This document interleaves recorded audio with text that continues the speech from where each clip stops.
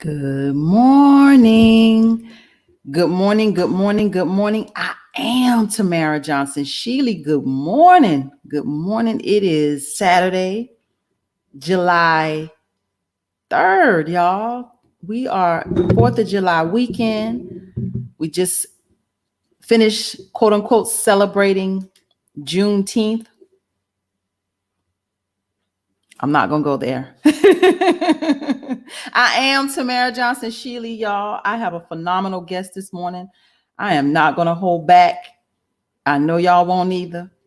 Welcome to the broadcast. I'm excited to have her. You know, I'm always scrolling the internet for reparations information. I stay on top of it. Y'all, I got new campaign swag. If you haven't been to the website yet, please go to the website. It's Tamara for Georgia. Tamara, Tamara for Georgia. New campaign swag, y'all. All kinds of great merchandise. This is how we win. This is how we win. Some people, you know, we're gonna have to buy some stuff. So go to the website.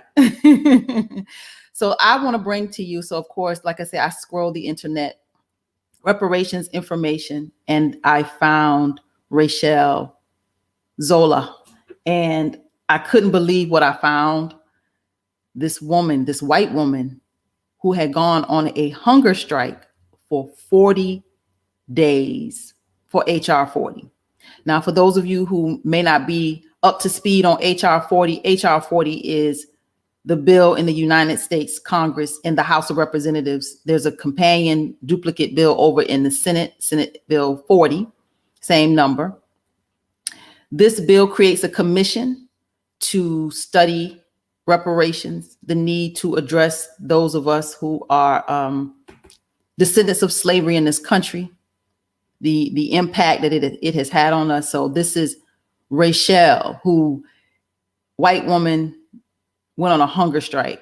Y'all, you know, I could not resist trying to find this woman. I was like, I don't know who she is. I don't know where she is, but of course, you know, social media is social media. So everybody can be found. So I scrolled until I found her and had a phenomenal, wonderful conversation, and absolutely had to bring her to the broadcast. So let me bring her in. Good morning. Good morning. It is such a pleasure to be here today. Thank you. It is such a pleasure to have you. I am excited. When I saw that article, you know, I said, I don't know who this woman is, but I'm going to find her. And at that moment, that very moment after I read it, I started like Googling, Facebooking, who is she? And I found you. I found a website, found a phone number, found an email, found you. Called you immediately. I didn't even wait for you to respond to the email. Called you immediately. And I'm like, who are you, lady? Because I had to talk to you. And when you called me, I was like in the car. I said, I have to pull over so I can speak to you. And I didn't know who you were. I knew I had to pick up the phone. Yes, Rachel Zola. I don't know your story. I'm going to let you start where you start, because I know there's a story to why you did what you did. 40 days. You were from Chicago. 40 days that you didn't eat. And I read it was water, Pedialyte, and broth. Bone broth. That's Bone broth. Scares me because I'm like, is this woman going to live? Scared my friends too. It was like the first meeting I had with some of my friends. It was like, you're going to die. It was like, I'm not going to die. They had me in a wheelchair. One of my friends was going to kidnap me. Oh. That's what I thought. You know, honestly, I'm thinking, is this, no, I know you lived because I saw the article, but I'm like, this woman, put it all on the line and literally could have died. Yeah. Yeah, I you saw the article, and I had to look at that because, I'm healthy, and, when you do something dramatic like that, your heart can decide other things, or your body could shut down. I read articles and I looked at it, and I really had to face that idea that, I could die. And so I will tell you that. So you think about, who are you willing to die for? And I would have been willing to die for my brothers. I would have been willing to die for my former husband. And it's like, and then I thought about him. He was in the Vietnam War. And just to quickly think about it, the men and women the boys back then got a number. That's how you went to Vietnam. It was it was the draft. And I had to think about, what? He didn't even know if he died, he wouldn't even know what he was dying for, because most of the people went to Vietnam. They didn't have, it wasn't a very clear-cut reason of why we were going to Vietnam, right? For those people know, but there's a lot of people that don't know about that. So I had to look at that. And it was like, am I willing to die for this? And the answer was yes, because to put the community, the Black community that I came into when I moved to Chicago in August of 2019, and that's how I got here. I knew I was supposed to come. They became family. They became my family. And it's like, you don't mess with my family. It's like, you don't mess with my brother. You don't mess with me. You don't mess with my family. So it really became that. That's how powerful it became, Tamara. And so my voice is only getting stronger, and I told people I'm not dying because my voice has to get stronger. No one cares about a dead 73-year-old white woman. Well, the fact that you put your life on the line, because like you said, you researched this, you knew when you did this that, could your body handle not having the proper nutrition? Could your body handle, you didn't know what you could have succumbed to anything, like just, anything could have happened. And you were willing to do that for HR 40. Yes. Reparations. Why?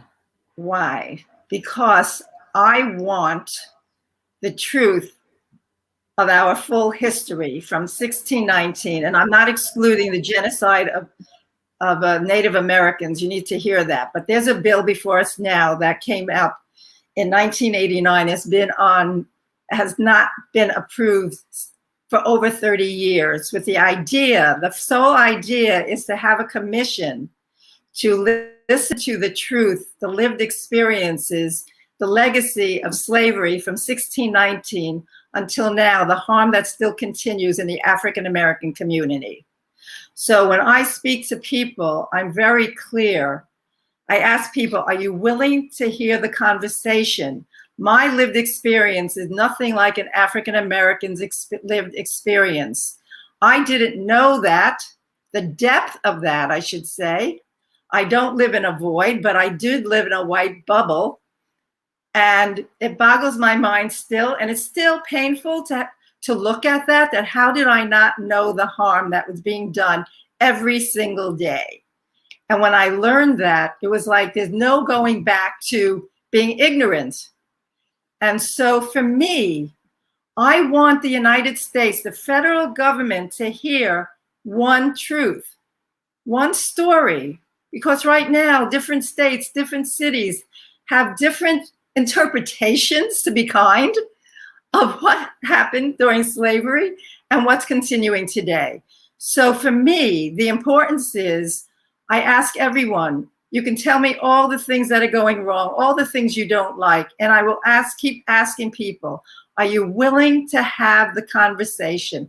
Are you willing to hear someone else's lived experience? And what I've been getting is yes. And so that's what I trust, because we're going to need millions of people to reach out to their representative.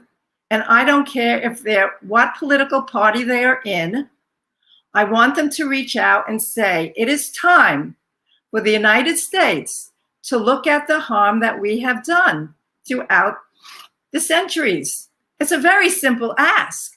My question is, are you willing to hear the truth, not the white person's version?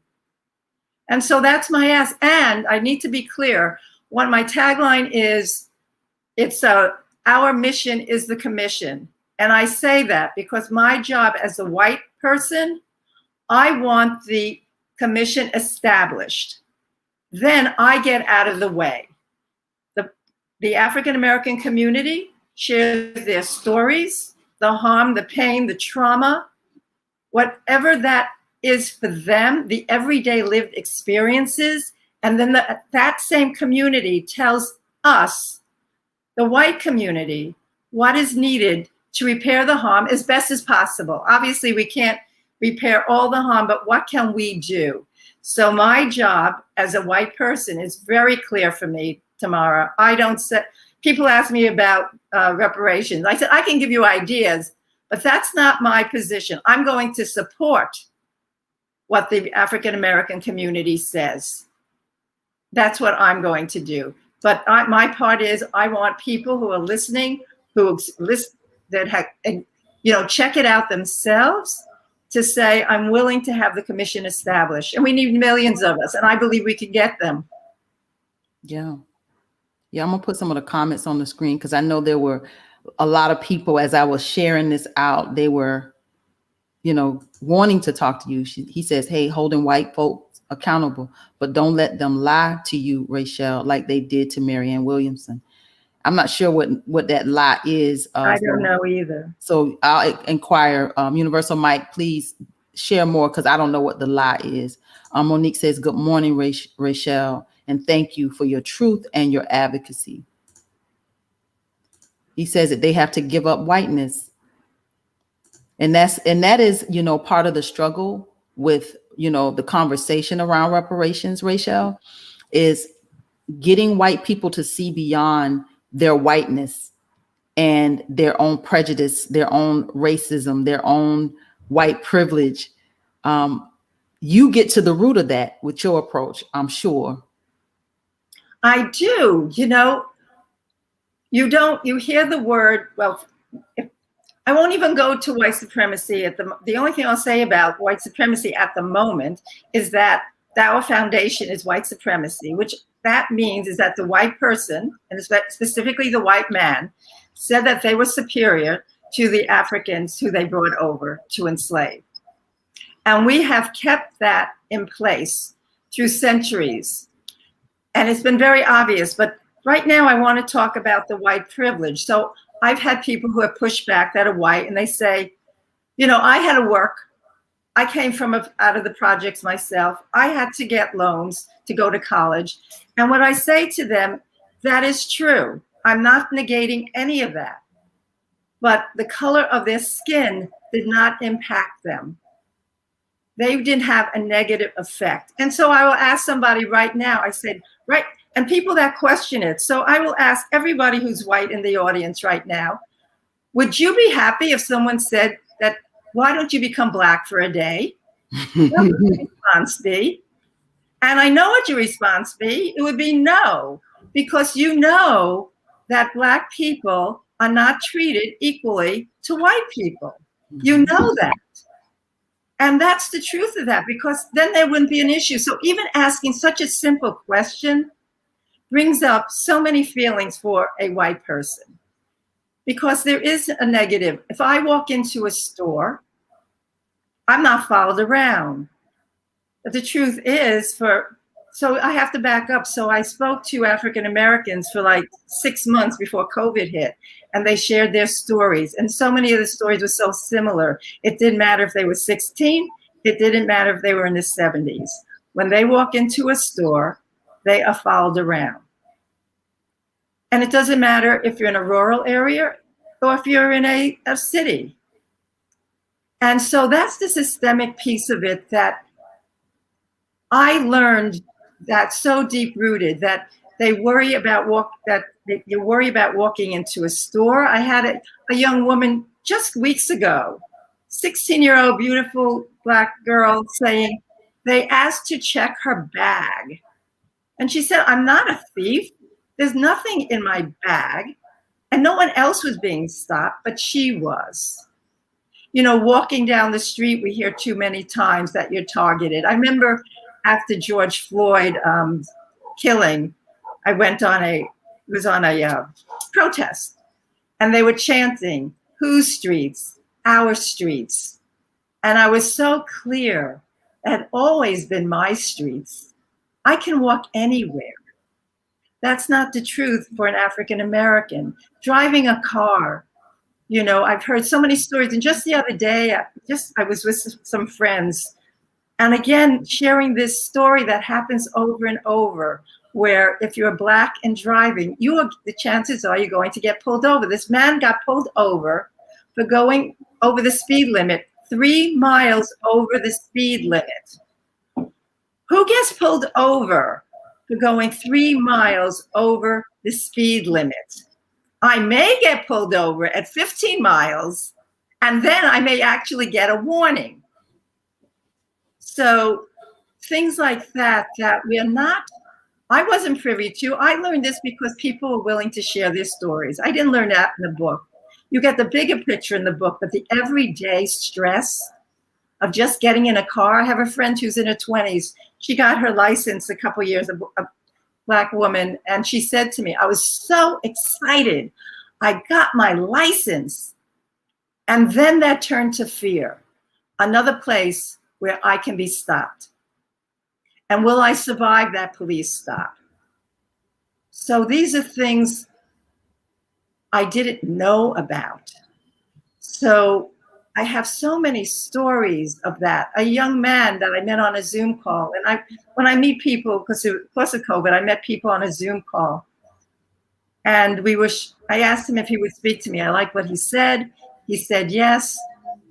And he shared with me, we're talking about waking and sleeping. And he said, you know that moment when all is well with the world? I said, yes. And he said, you know that next moment for me, I see that people see that I'm a danger to the world, that I'm dangerous. And he takes that in, that's the truth. And he has to fight that every day. And I learned that it doesn't matter if you're a child, a man, a woman, the idea that you have to slow down if you're walking near a white person because that woman may grab their bag. You know, we don't.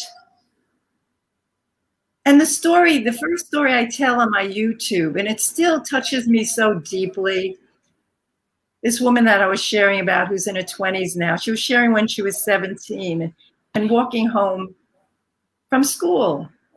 And she saw these 2 white people coming towards her, and there was such fear in her eyes. And so she thought there must be a wild dog or something behind her. And she looks behind her, and there's nothing. And she realized they're afraid of her. There's such fear. I can't imagine that. And so these are the stories that touch me so deeply that, yes, I was willing to go on a hunger strike because this cannot be the world I want to live in. This is not the world I want children to grow up in. I want to be in a world where everyone thrives and grows to be their full potential. So yeah, does this deeply affect me? Yes, to my bone. And will I ever be able to experience what Black people experience? No. Do I know rage? Yes. So let me ask you a question. So you're 73. Where were you in the 60s when the civil rights movement was happening? How did you grow up? Were you just not around Black people, and you're now in this discovery of what the world really is like for others beyond yourself? Like, go back to you. I want to hear more about so I graduated high school in 1966. So right in the middle of it all, right? But for somehow I was dealing with just growing up and living my life, trying to figure out how to get out of the life that I had my own trauma growing up. And I know that, to give you an idea who I was scared. I was a scared kid. And so there's a piece of me that's not scared, obviously not scared anymore, but I grew up scared. And so to give you an idea who I was when I was in college, so I love color. So, and I'm tall and slender, and I have legs. For those who don't have, but I do. And so the mini skirts were in, and the hot pants were in. So I would wear purples and greens and oranges and leggings that were purple and orange and green. And I'd wear big hats, they had these big felt hats with ribbons. And I would walk straight ahead. I didn't look to the left or the right. But that's how I got through the world as a young person. It was like, I need to become visible, but I'm afraid to talk to anybody.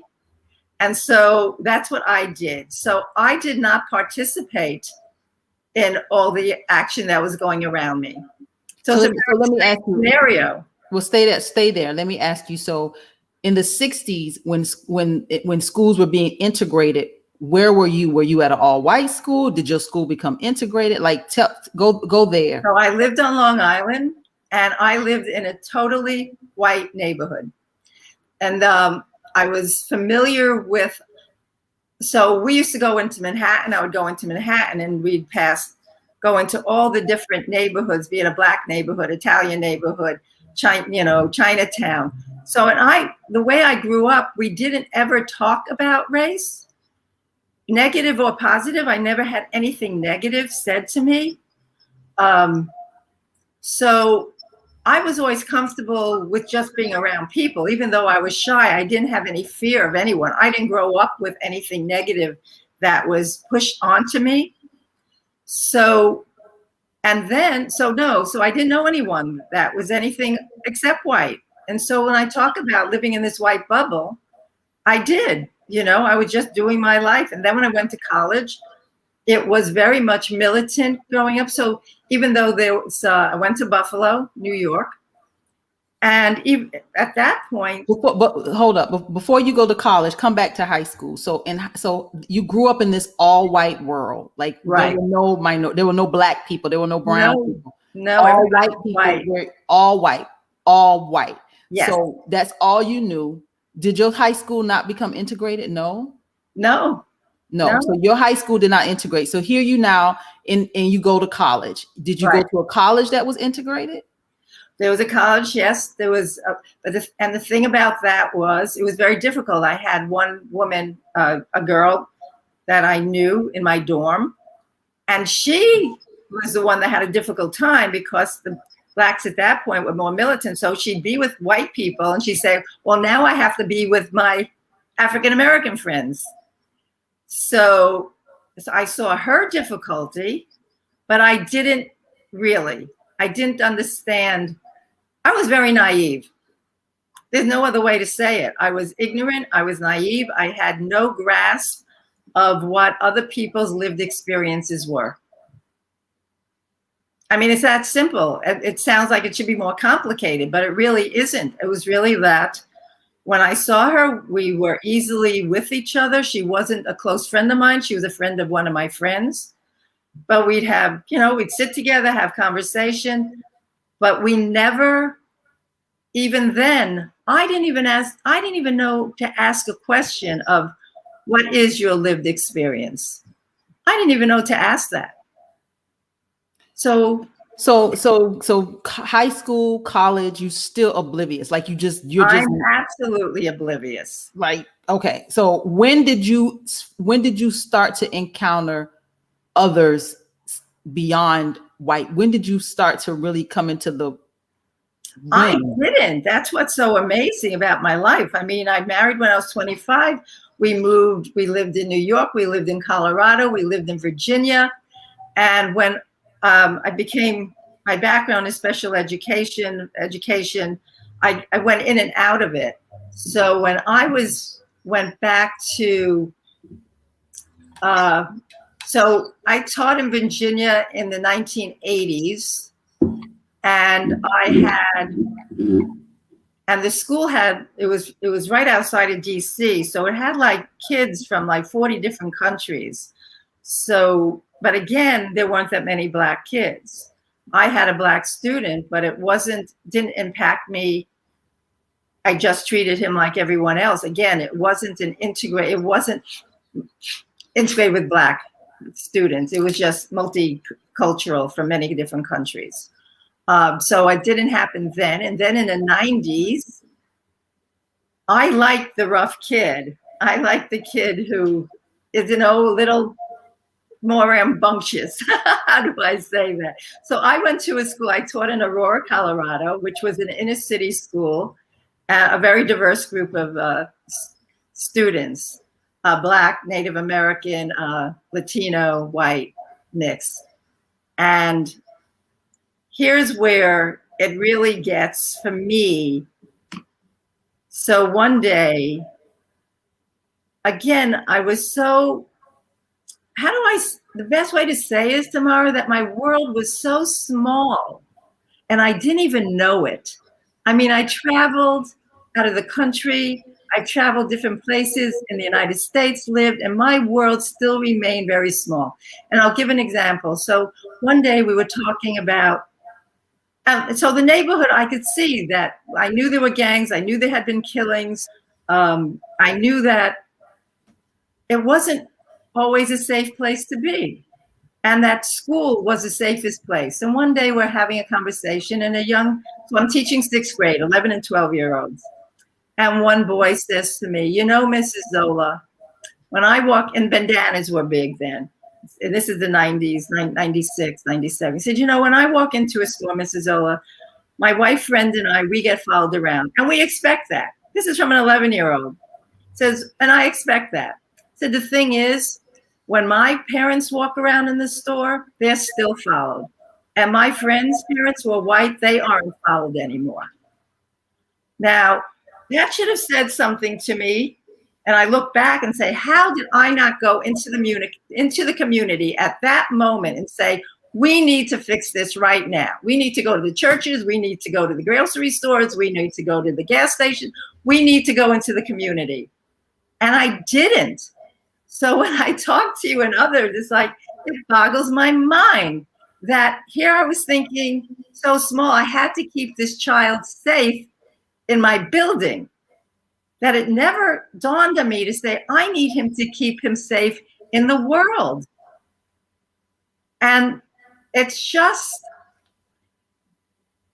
I don't know, there's no way to explain it. All I can do is continue to tell my truth of where I was, because here's my gut feeling, is that there's a whole bunch of people just like me, white people, living their lives unconscious of what the African American lived experience is. Not because we didn't even want to know. I didn't even know to ask the questions. I'll give you another example.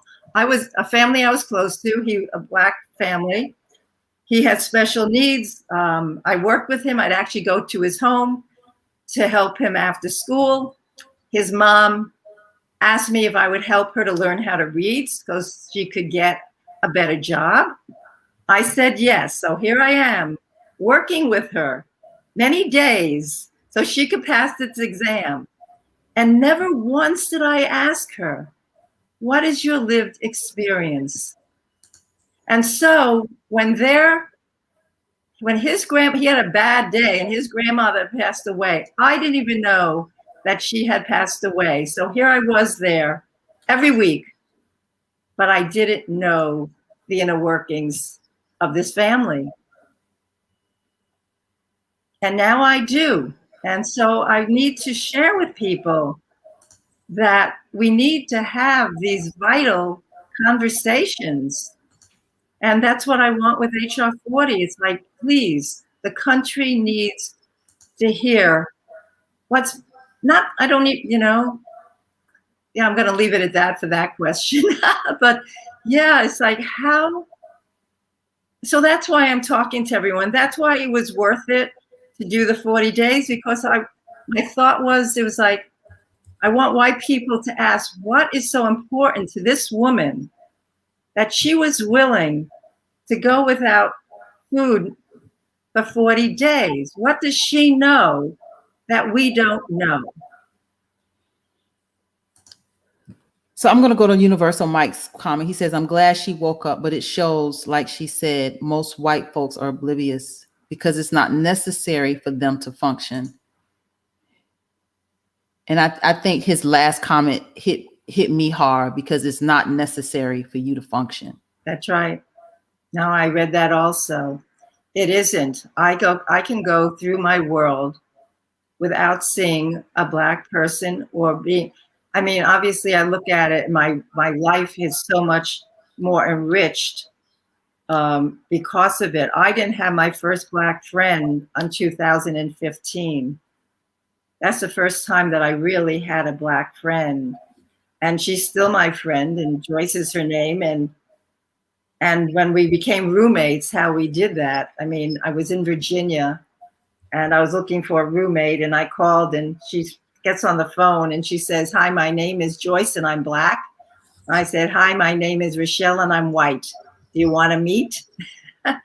And so we did. And she was, even then, one day, and she said I was different as a roommate because she said, "You don't just hide in your room. You come out and talk to me, and we eat together and watch television." And one day she said to me, she said, "You know, I wake up every day knowing I'm Black and that I have to figure out how to maneuver through a white world." And I said, she said, "How do you wake up?" And I wake up either in a good mood or a bad mood. So right there is exactly addressing what this person said. I can walk through this world without having any, I can just walk through this world so easily, just so easily, without having to engage in a world of people that are of color.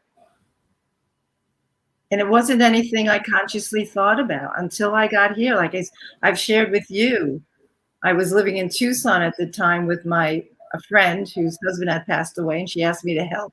And before that, I had been traveling. I had lived in Ecuador for a year, helping out at a children's home for kids that were from a newborn to 18. And so again, I'm not, it's not like I live in a cave. So that's what's also staggering. I've had opportunities. So when I was there, it was like, where do I go next? And I was supposed to come to Chicago. It was very clear. I get callings, and this was, you need to go to Chicago. You have something, you need to listen and learn. And so I listened to myself, and I got here. And from the day I got here in Chicago, I'd never been here before. I didn't know anyone. But it was so clear that I'm supposed to do this. And so I did. I hit the ground running, and I went first to the North Lawndale is a Black community. There's a restorative court there. And I went, met people, and they introduced me to other people. And I went to every training, seminar, workshop, symposium. And what I did was meet Black people. And they kept seeing me show up. At first, it's like, who the heck is this white woman, and why is she here? She's not from here. She doesn't look like me. It's like, what in the world is she doing? And I told people, honestly, I said, I'm just supposed to listen and learn. And what I was told from the people I met, we've never met anyone like you. You're not coming to tell us what to do. You're not saying, I wasn't trying to fix anything. I was really there just to get to know people. And people just, I love relationships. It's all about the relationship. Wherever I've been, I love community. And so I just started talking to people, and they got to know me. It's like, you're actually for real. I mean, and I said to them, I'd be at a meeting and say, you have absolutely no reason to trust me. I'm very clear. You don't have any reason to trust me. And you will see who I am, or you won't. I remember I was on a Zoom call, and I called a young man. He was like 21, 22. And I called him, and his first things out of his mouth was, "What do you want from me?" And I said, "Maybe a friendship." He said, "I've never met anyone who said that to me before, a white person." And that's where I was coming from. I've met people that I've met literally for like 7 minutes at a conference, and I started doing these YouTube calls. I was thinking, so I have to back up. So after I was there from August to around March, I was thinking that I was going to go into white communities. I live in a Latino community. I wasn't going to commute. I wanted to live with the people that I was supposed to be with. And that's where I was able to find an apartment. And so I forgot my train of thought. let me ask you a question, because I kind of wanted to go somewhere with you. So what I'm hearing from you is that there's two kinds of white people. This is my thinking. There's two kinds of white people. Ones that just don't know, like yourself. You just didn't know that you didn't know. Yes. You just didn't know. Yes. And then there's the other kind of white people that know, but just don't care. Right. I would say that's true, that they don't care because they don't see how it impacts our lives when we live in such a limited world. You know, the diversity, the strengths that people of all colors, all nationalities bring, so that you mentioned that reparations will allow us to be great. What's the phrase that you use? Something like that, right? Yeah, that reparations will make America great. And that is one of my campaign slogans, that reparations will make America great. Yeah, because, you know, I look at that and I love that when I heard that from you, because that's the truth. People don't understand. First of all, how do you go through your life diminishing someone else? You know, how do you wake up in the morning thinking that you see a jogger, a black man, and you go hunt him down, Ahmaud? Mm-hmm. What does your world look like? Add Brunswick to your list. Yes. The list is very long of all the harm.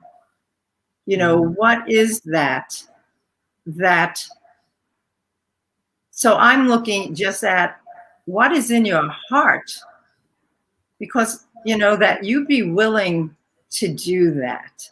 Those without conscience. It's sad when I'm reading that. It's sad when we fully realize that. Let me get a question from our viewer. He says, what do you say to Black people who reject the idea of reparations? Or have you met Black people that reject the idea of reparations? The people that I've met Black people they've said that they have bigger things to do. You know, there's the killings, there's the education piece, don't have resources, the voting rights. And for me, and I just spoke to a woman just the other day, literally this weekend, Wednesday. And I said, can I just speak to you as a white person, how I see reparations? And she said, yes. But she said, reparations isn't for me. I said, this is what I see as reparations. I see reparations as the umbrella, the holistic approach to all of that. Right now, we're doing piecemeal. We're fixing, you know, someone's going to get resources for education. We're fixing, you know, the voter rights and all the ones that are trying to take away voting rights. We look at job training. So my thought, and I know I come from a holistic approach just generally in my life, is that under one umbrella now, you're going to see all the harms. You're going to look at healthcare. You're going to look at education. You're going to look at jobs. You're going to look at housing. You're going to look at the wealth gap. You're going to look at the justice system. You're going to look at the transportation, the infrastructure. All of that, all the disparities, all the inequities fall under this commission. Mm-hmm. So for all of you that are thinking, why you, I'm asking that you look at it, it's a new way. That because we're going to hear the truth of the legacy since slavery, because all of this has a foundation, there's a root cause, and the root cause comes from slavery. I mean, you look at for over 200 years, the African American did not get paid. How long would you be willing for your grandchild or your mom or dad not get paid? over 200 years. Mm-hmm. And then, so they want to keep slavery, and then they freed the slaves. So here's, we have to go back. 4 million people. First of all, they were stripped of their language, religions, traditions, homeland, family. Mm-hmm. Stripped. Mm-hmm. And people want to say, oh, that was a long time ago. Mm-mm. No, we cannot ignore what happened from then. So now they're supposedly freed, right? But the thing is, 4 million people, they're not given a home.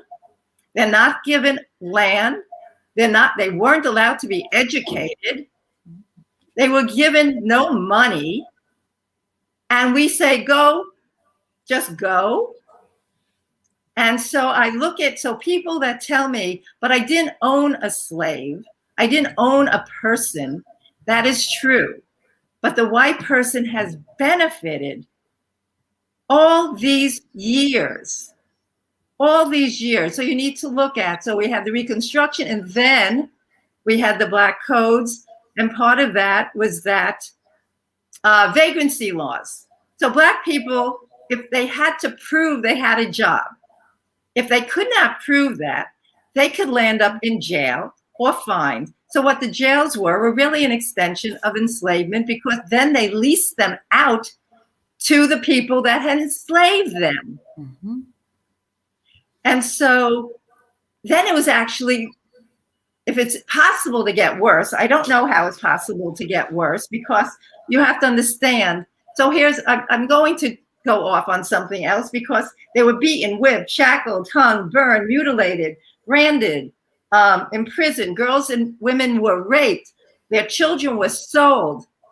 And then we can go into the 20s, where thousands of people were lynched, and white people got dressed up, took their children to watch a lynching, and even made postcards to commemorate the occasion.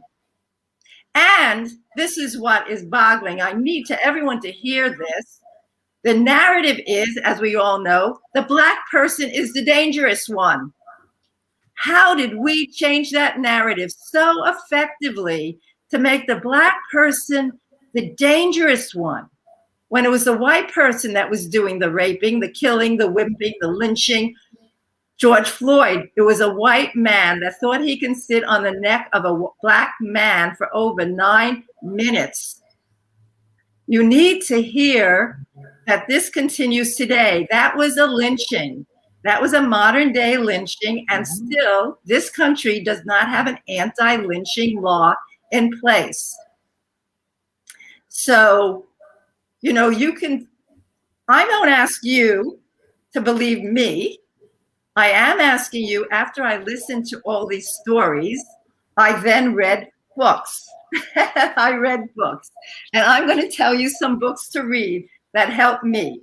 The New Jim Crow by Michelle Alexander, Just Mercy by Brian Stevenson, The Caste, The Origins of Our Discontent by Isabel Wilkerson, and Ta-Nehisi Coates, which I read that his article of The Case for Reparations in 2014. But I also love his books, Between the Worlds, The Beautiful Struggle, and 8 Years in Power. But I would tell you, you need to read them as living history today. This is not dead history. This is current history of what is going on. And so for me, and I'm going to show you, I'm going to tell you another a documentary, which is a must on my list. And you can actually go to my website and watch it. It's called The Long Shadow. And it's done by a white woman who traces her history back to her family having enslaved people. And she takes in 90 minutes, I have to tell you, Tamara, this is, and I have told Francis Causey, who is the director and producer of it, that wherever I go, this documentary has to go. Because in 90 minutes, she lays out in such wonderful detail, and it's painful to watch, from 1619 to the present time. And I say it's painful to watch because I've asked, African Americans to watch, and they say, Rochelle, it is so painful.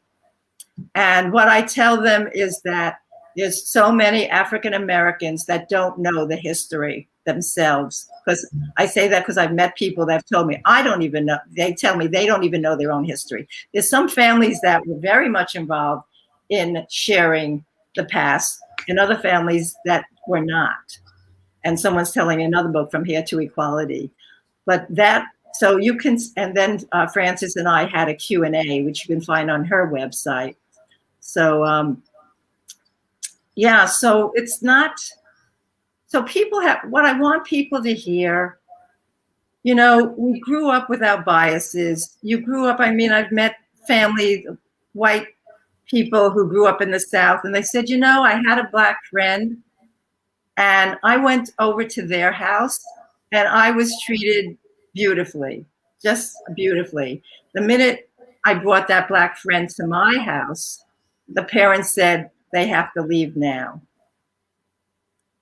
And they learned that something was wrong with their Black friend from very early age. And now, as they got older, they realized nothing was wrong with their friend, but their parents grew up in the South, and that's what you did. You don't come to my house, you know? And so I'm asking people to just look in their own hearts, to say, okay, this is what I've learned. And can I choose again to hear another story? And I'm trusting.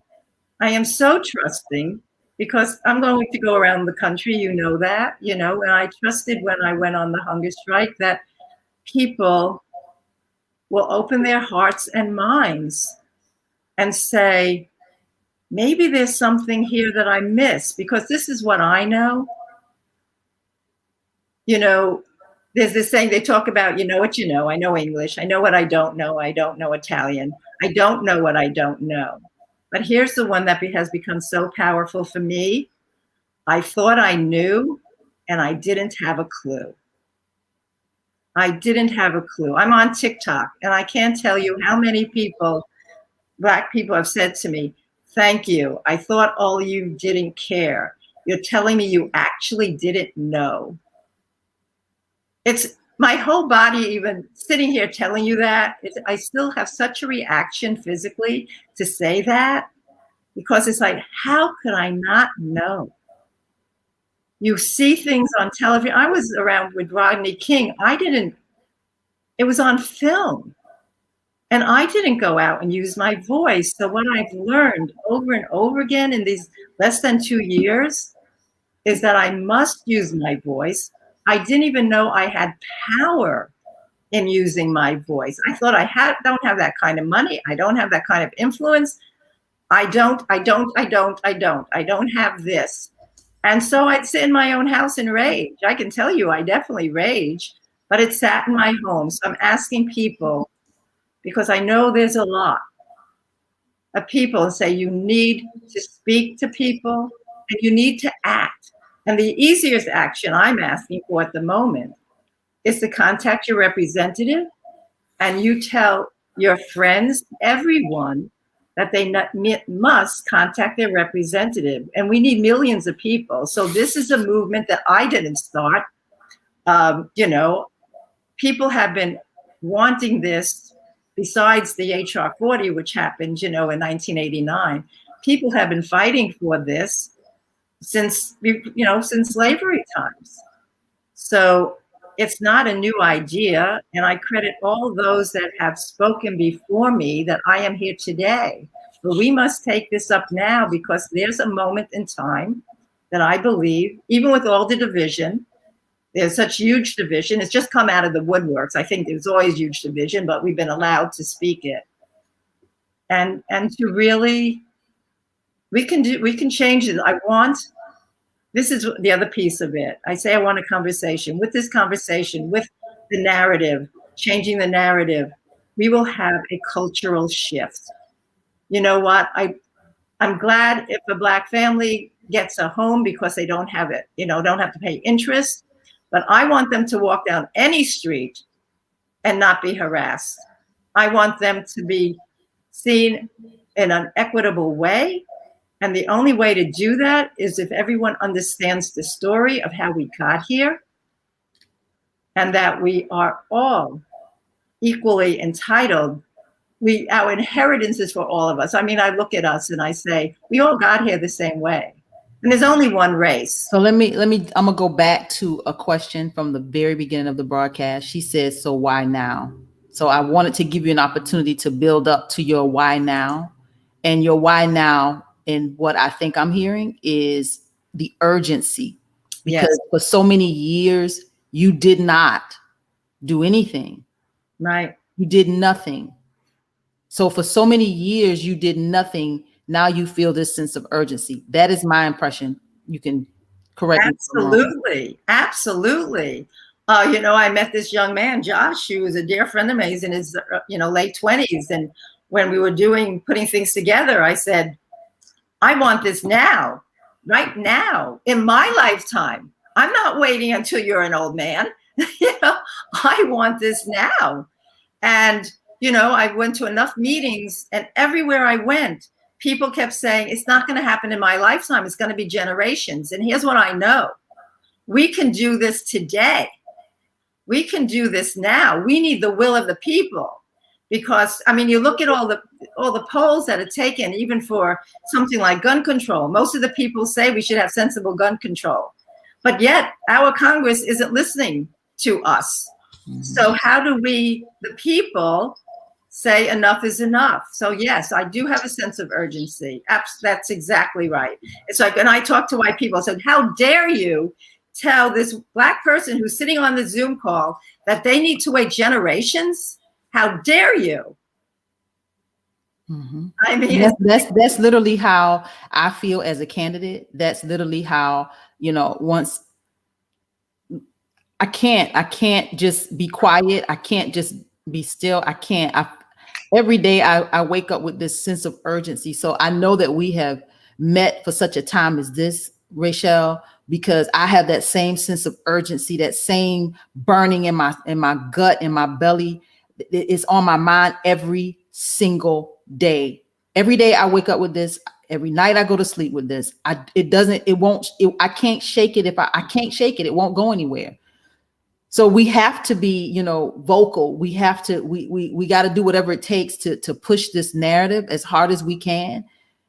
I pray this is in our lifetime. I pray I live to see all of this. And this is why I've run not one time, two times, three times, four times. This is my fifth run, my fifth consecutive run for office.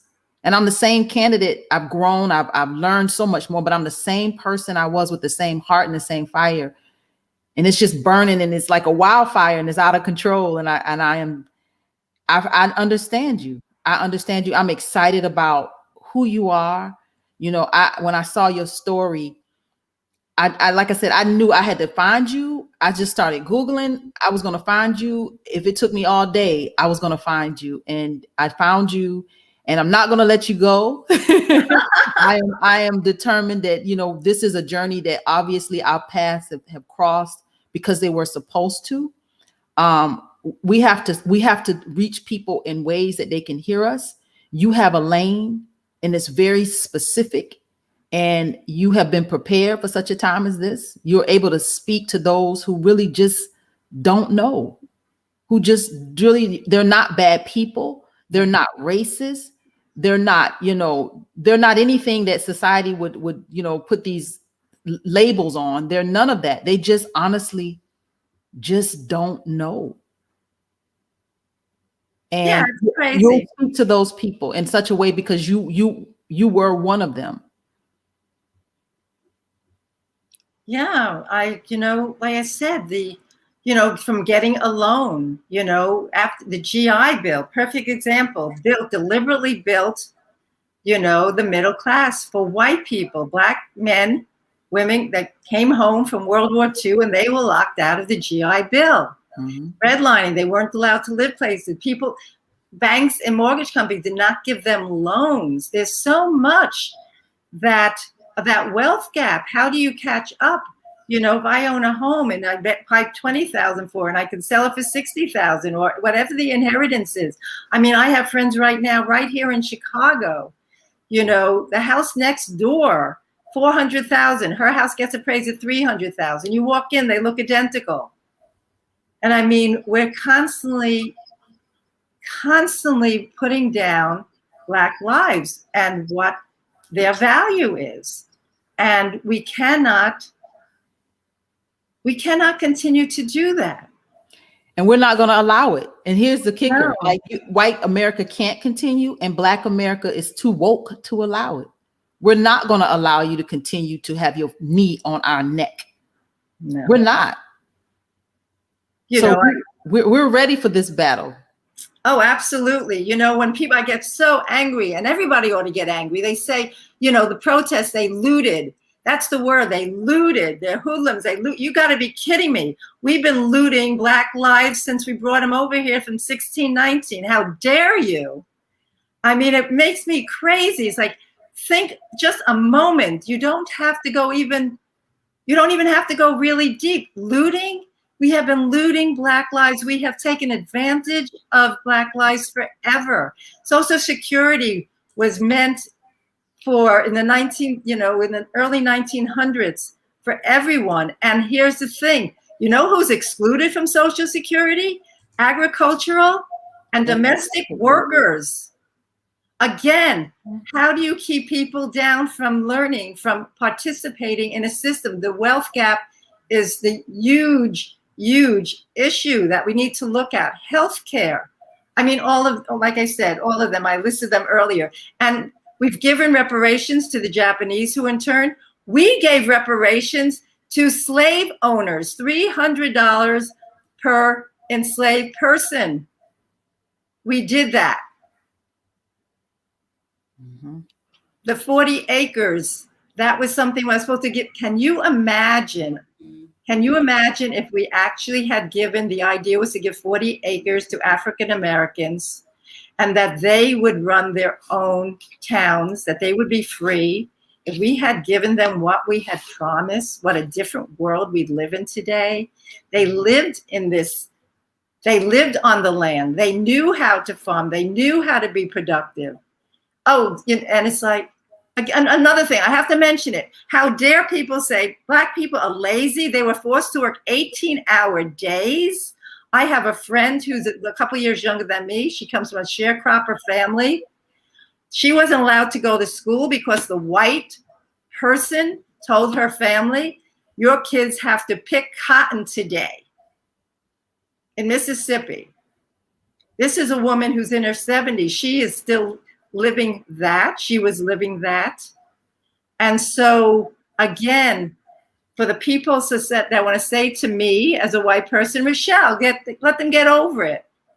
There is no getting over it. It's happening today. Please do your homework. Like I said, don't trust me. I've given you ideas because I've done my homework, and there's so much more to do.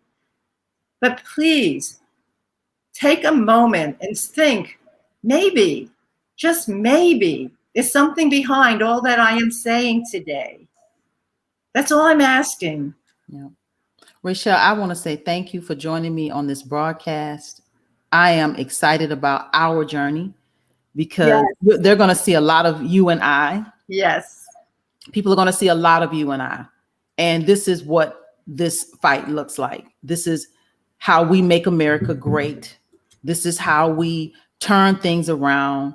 This is what I'm excited about what is to come, Rochelle. So I just want to say thank you. I am going to put your website is on the screen. It's Rochelle for hr40.com. Everybody go to her website, connect with Rochelle. Rochelle and I are working on an itinerary. So stay tuned. We will be together. We're going to continue this message together. And we're going to win our race to the United States Senate. We're going to get HR 40 passed, S40 passed, and we're going to win our race to the United States Senate and create that commission, that federal agency that will house our redress, those of us who are descendants of chattel slavery. This was a phenomenal broadcast, and I just want to say thank you. But I am Tamara Johnson Shealy, where I give voice to activists, issues, activists, and activism. You can support this broadcast by going to tamarashealy.com. You know, I also work alongside churches fighting for reparations. You can support us at reparationssunday.com. We have a phenomenal sermon tomorrow. Pastor Mathis Wright will be preaching a reparations word. So make sure you are following the Reparations Sunday on Facebook and on YouTube. I also am a part of the HB 541 committee here in Georgia, where we are working to pass legislation that will address the impact of slavery and Jim Crow on those of us who are descendants of slavery right here in Georgia. So support us there. There's a lot of ways to support. There's a lot of work that we can be doing together. And again, I am Tamara Johnson Shealy. You can donate, you can volunteer for my campaign to the United States Senate. I am hitting the road today. Today, I'm hitting the road, y'all. I'm going to hit some of these cookouts and barbecues and gatherings. I am hitting the road on the campaign trail to the United States Senate. Send me some gas money, donate, volunteer. Please help me, y'all. I'm out here making it happen. So I am Tamara Johnson Shealy. Again, thank you, Rachelle. Rachelle for HR40.com. Thank you for all that you've done. And hold on, I'll talk to you for just a minute as we close out. Thank you, family. I'll see y'all tomorrow. Keep watching, y'all. I'm going to be sending some updates, and enjoy your 4th of July, whatever that means to you.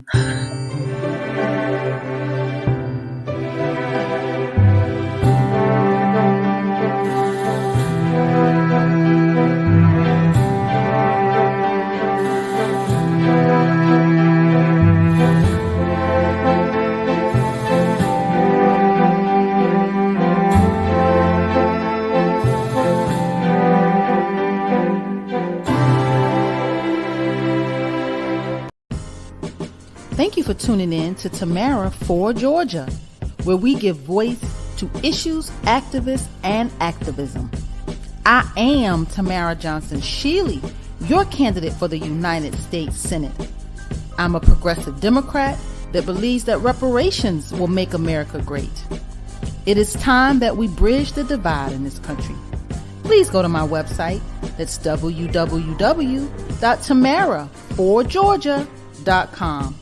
Please join me every Saturday, 11 a.m. Eastern Standard Time, right here for Tamara for Georgia.